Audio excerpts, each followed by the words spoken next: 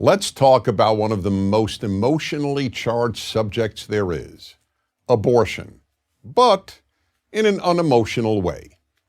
Also, let's not touch on the question that most preoccupies discussion of the subject, whether abortion should be legal or illegal. The only question here is the moral one. Is ending the life of a human fetus moral? Let's begin with this question. Does the human fetus have any value and any rights? Now, it's a scientific fact that a human fetus is human life. Those who argue that the human fetus has no rights say that a fetus is not a person. But even if you believe that, it doesn't mean the fetus has no intrinsic value or no rights. There are many living beings that are not persons that have both value and rights. Dogs and other animals, for example. And that's moral argument number one.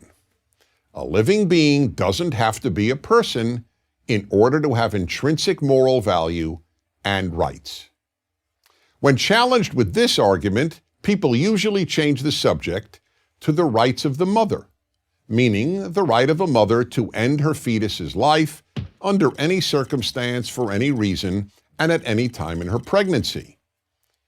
Is that moral? It is only if we believe that the human fetus has no intrinsic worth. But in most cases, nearly everyone believes that the human fetus has essentially infinite worth and an almost absolute right to live. When? When a pregnant woman wants to give birth.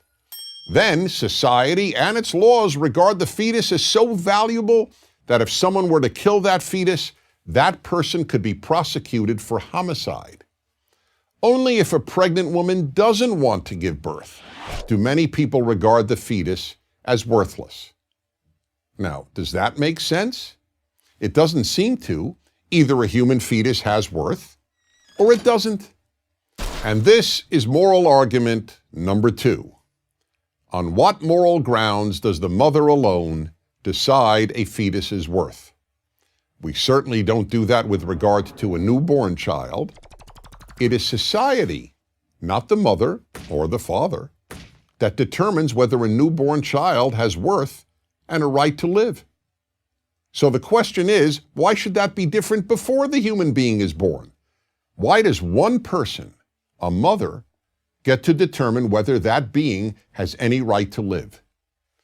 People respond by saying that a woman has the right to control her body. Now, that is entirely correct. The problem here, however, is that the fetus is not her body. It is in her body. It is a separate body. And that's moral argument number three. No one ever asks a pregnant woman, "How's your body?" when asking about the fetus.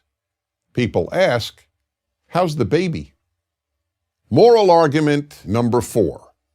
Virtually everyone agrees that the moment the baby comes out of the womb, killing the baby is murder.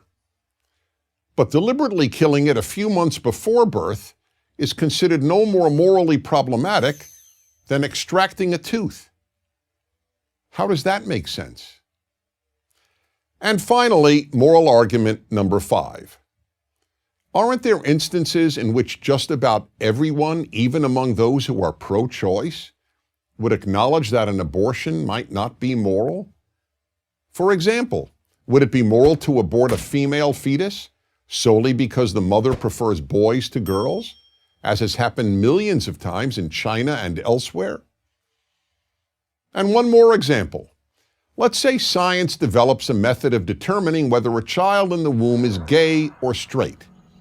Would it be moral to kill a gay fetus because the mother didn't want a gay child? People may offer practical reasons not to criminalize all abortions. People may differ about when personhood begins and about the morality of abortion after rape or incest. But with regard to the vast majority of abortions, those of healthy women aborting a healthy fetus, let's be clear. Most of these abortions just aren't moral. Good societies can survive people doing immoral things. But a good society cannot survive if it calls immoral things moral. I'm Dennis Prager. 'Cause the flag still stands for freedom, and they can't take that